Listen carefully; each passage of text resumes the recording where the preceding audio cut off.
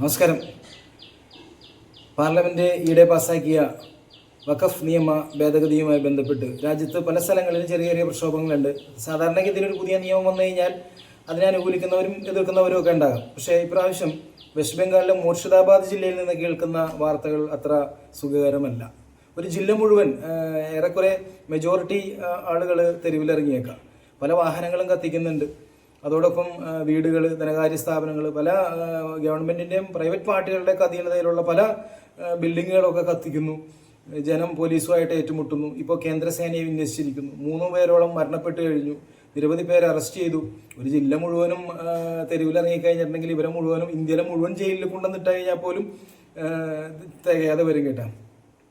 ഈ നിയമ ഭേദഗതി എന്താണെന്ന് നമുക്ക് നോക്കണ്ട. കാരണം 40-ലേറെ വകുപ്പുകളിൽ മാറ്റം വന്നിട്ടുണ്ട്. പ്രധാനമായിട്ടും അവരെ പ്രകോപിപ്പിച്ചിരിക്കുന്നത് ഈ വഖഫ് ബോർഡിൽ ഈ അമുസ്ലിങ്ങളെ കയറ്റാനുള്ളൊരു ക്ലോസ് വന്നിട്ടുണ്ട്. അതോടൊപ്പം തന്നെ ഈ വഖഫിന് വിട്ടുകൊടുക്കുന്ന സ്ഥാവര ജംഗമ വസ്തുക്കളുടെ മുമ്പ് ഫൈനൽ അതോറിറ്റിയുടെ തീരുമാനം വന്നിരുന്ന വഖഫ് ബോർഡാണ് എടുത്തിരുന്നത്. അത് ജില്ലാ കളക്ടർക്ക് മാറി.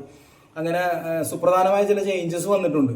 അതാണ് ഈ പ്രൊട്ടസ്റ്റേഴ്സിനെ പെട്ടെന്ന് ഇതിലേക്ക് തള്ളിവിട്ടത് എന്നാണ് മനസ്സിലാക്കാൻ കഴിയുന്നത്. പക്ഷെ നമ്മൾ പറഞ്ഞു വരുന്നത് അതല്ല. ഒരു ലഹള ഉണ്ടായി കഴിഞ്ഞിട്ടുണ്ടെങ്കിൽ മിക്കവാറും നമ്മുടെ നാട്ടിലാണെങ്കിൽ എവിടെയാണെങ്കിലും അത് കാണാൻ കുറേ പേര് ചെന്ന് നിൽക്കും. ഈ കാണാൻ ചെന്ന് നിൽക്കുന്നവരുടെ വിചാരം ഈ ലഹള ഉണ്ടാക്കിയവർക്കെതിരെ മാത്രമേ കേസുള്ളൂ.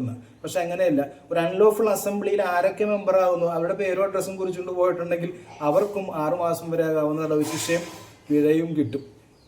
അതോടൊപ്പം തന്നെ ഒരു ഗവൺമെന്റ് അതോറിറ്റി അല്ലെങ്കിൽ അതിന് നിയുക്തനായ ഉദ്യോഗസ്ഥൻ അത് പിരിഞ്ഞു പോകാൻ ആവശ്യപ്പെട്ടിട്ട് പിന്നെ അവിടെ കണ്ടിന്യൂ ചെയ്ത് കഴിഞ്ഞിട്ടുണ്ടെങ്കിൽ 2 വർഷം വരെ ആകാവുന്ന തടവ് ശിക്ഷയും. ഇതെല്ലാം മുമ്പ് മുമ്പ് ഇന്ത്യൻ പീനൽ കോഡിൽ 141 തൊട്ട് 149 വരെ ഇതാണ് പറഞ്ഞിരുന്നത്. ഇപ്പൊ അത് മാറി പുതിയ BNS വന്നു കഴിഞ്ഞപ്പോൾ 189 തുടങ്ങിയുള്ള സെക്ഷനുകളിലേക്ക് അത് മാറിയിട്ടുണ്ട്. എന്നാലും ശിക്ഷക്കും ഈ പറഞ്ഞ കാര്യങ്ങൾക്കൊന്നും വലിയ മാറ്റമൊന്നുമില്ല. അതോടൊപ്പം തന്നെ ആരെങ്കിലും വെപ്പൺ എടുത്തതിനകത്ത് അണിചേർന്നിട്ടുണ്ടെങ്കിൽ അതിന് വീണ്ടും 2 വർഷം ഇത് കൊടുക്കുന്നുണ്ട്. അതോടൊപ്പം വെപ്പൺ നമ്മളെടുത്തോളണമെന്നില്ല കേട്ടോ. അതിനകത്ത് ആരുടെയെങ്കിലും കയ്യിൽ വെപ്പൺ ഉണ്ടായിരുന്നു ആ ഗ്രൂപ്പിൽ നമ്മളും അംഗമാണെന്നുണ്ടെങ്കിൽ നമ്മളൊരു പൊതു ഉദ്ദേശത്തിന് വേണ്ടി പോകുന്നതുകൊണ്ട് നമ്മളും അതിനകത്ത് പെടും. അപ്പൊ നാട്ടിൽ ഇതുപോലുള്ള ലഹള ഉണ്ടായി കഴിഞ്ഞാൽ പോയി കാണാൻ നിൽക്കരുത്. ആ ടീമിൽ അംഗമാണെന്നുണ്ടെങ്കിൽ പിന്നെ ഒന്നും പറയാനില്ല. പക്ഷെ കാണാൻ ചെന്ന് നിൽക്കുന്നവർ പലപ്പോഴും പെടുന്ന ഒരു കാഴ്ച നമ്മൾ കണ്ടിട്ടുണ്ട്. ഫൈനെങ്കിലും അടക്കാതെ അതിൽ നിന്ന് ഊരിപ്പോരാൻ കഴിയില്ല. പൊളിറ്റിക്കൽ പാർട്ടികളുടെ അണികൾക്കൊക്കെയാണ് കൂടുതലായിട്ട് അങ്ങനെ സംഭവിക്കാറുള്ളത്. പിന്നെ ചെന്ന് നിൽക്കുന്നവർ അറിയാതെ പെട്ടുപോകും. ആ സമയത്ത് സാറേ ഞാനത് കാണാൻ പോയതാണെന്നൊക്കെ പറഞ്ഞ് പലരും ഓടി വരാറുണ്ട്. അതുകൊണ്ട് ഞാനിങ്ങനെ ജസ്റ്റ് അതിങ്ങനെ വായിച്ചു കഴിഞ്ഞപ്പോൾ ഒരു അറിവായിക്കോട്ടെ എന്ന് വിചാരിച്ച് പറഞ്ഞതാണ്. ഏതായാലും വീഡിയോ ഉണ്ട്. എല്ലാവർക്കും നന്ദി, നമസ്കാരം.